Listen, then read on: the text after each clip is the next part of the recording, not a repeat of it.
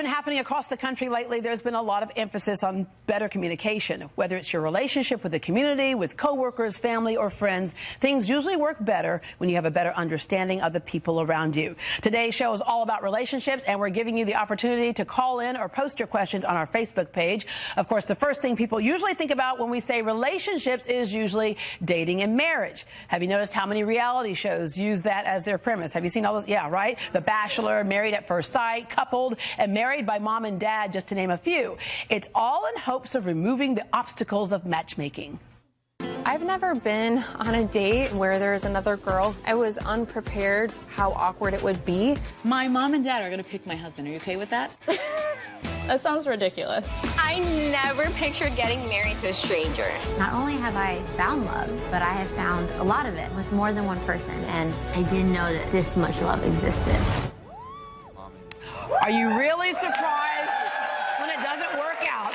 There's a lot to be said for the actual courting process, but why is something as old as coupling still so hard to negotiate and get through? Please welcome our panel of experts today, hoping to help you with your relationship issues. Licensed therapist Emily deAyala. She also specializes in issues with sex. Shayna Lewis is a cognitive behavioral therapist. Basically, she can help you stop repeating negative patterns.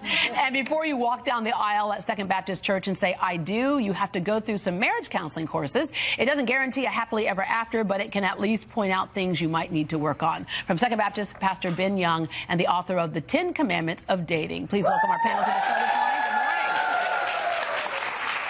Before we get to some of those questions and topics, I want to just get into a little bit of your specifics. So when you say sex, Emily, a lot of people misunderstand that. They do. A lot of people think of sex therapy just as like a physical act. But what we're treating, you can't separate your sexuality from your individuality. So we're really treating the whole person and the whole relationship. Yeah. And so sometimes, it's more straightforward. Other times we go a little deeper and treat underlying traumas or family of origin or anxiety or relationship dynamic. The list goes on and on. When you're mad at your spouse, it shows up in the bedroom. It often does. When you're happy with your spouse, it shows up in the bedroom. Right? Okay. And Shayna, your specialty? Yes, I'm a cognitive behavioral therapist, like you said. And what that basically means is we look at our thinking and how it affects how we feel. And then our feelings affect what we do. So if we think very negatively about ourselves or other people, our relationships, guess what's going to happen? Yeah. It's going to be negative endings. You also deal with teens and then women's issues in particular. Absolutely. My specialty is dealing with women and adolescent girls. All right. And Ben, a lot of times when people are having trouble, they turn to somebody who's in the clergy, their pastor, right? So you've seen your fair share of people coming in saying, help me. Right, absolutely. And what I try to do is kind of broaden the horizon, not just look for spiritual compatibility, but also emotional compatibility, and look for character as well. So some people have the idea, well, hey, I met him at church. Yeah. Therefore, everything's going to be okay. Right. Not necessarily true. There's more you need to look at that we'll talk about later. All right. Okay. So I think, part of the problem, we've talked about this over and over again. When people look at relationships, from early on, we think it's going to be my perfect little relationship, right? It's like my fairy tale wedding. And of course, when we saw Prince Will and Kate, we went, okay, yes, everybody should have a wedding like this, right? But what we forget is that Will and Kate had problems before they ended up getting married. There's no such thing as a perfect relationship, and you should never judge a book by its cover. You should never judge a relationship by what you see on Facebook or social media.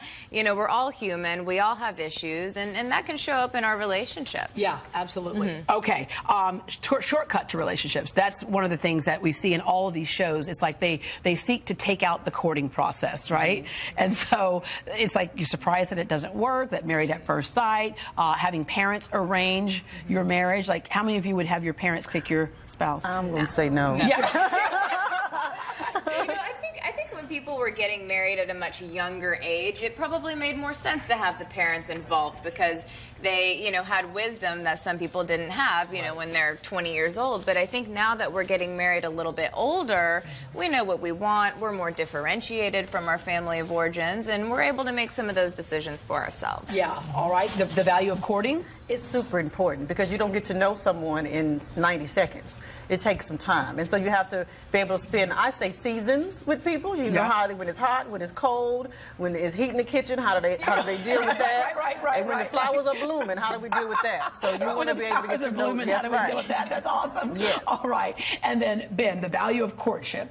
I think it's huge. I think most people are on the freeway of love, and they need to be in the school zone.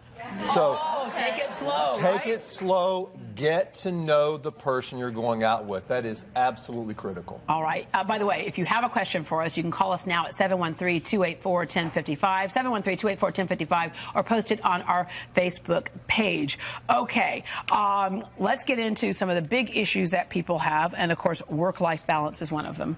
Definitely. I feel like this has been a theme in my work this summer with work-life balance, and people have longer commutes than ever before. And you know the saying, it takes a village to raise a child. People are not staying in the village anymore. So, they're putting a lot of pressure on themselves as individuals to do it all. And something's got to give. And so you can't do it all at 100%. I had a client talking recently about how they were building these playgrounds at his work complex so that the families could come on. And I said, I think that sounds like a terrible idea. It's good in theory, but I think it's really important to separate and make the distinction of home being a relaxing environment. Yeah. And then that time when you have to yourself. I mean, like thank goodness for summer camps is all I have to say. Like, bye, honey. Bye. Have a good time. Have a good time. Right. Well, with that work-life balance also becomes the couple balance when you have children. Yes. Because you need your individual time as a couple as well as the entire family time. So creating a balance. So hard to work out. I remember, Ben, that you had written, I think it was the book that dealt with how we're more connected today than ever before. You have so many more ways to get connected today, yet we're more disconnected today than ever before. Absolutely. We got to turn down the technology to tune in to one another. I love technology. It's great, but it really guess what? When I call you, I can't leave a voicemail. Exactly. I can text you, but I can't leave a voicemail. Exactly. So, you just have to have a balance. We have too many ways to get in touch with one another. So I think we need to really be intentional about turning down the technology and with our schedules to schedule one-on-one time with your couple, with your family. And it doesn't sound romantic, but you got to do it. Yeah, because otherwise you won't. Right. You know what I always remind people? They forget this. When you were dating, you were scheduling it. You knew Friday night was coming along. You would make sure you spritzed cologne or shaved your legs, or you were scheduling it. Yes, you did. So it's all about how we think about it. Yeah. All right, we're going to go to one of our questions here in the audience. We have Gwen. Good morning, Gwen. Hi.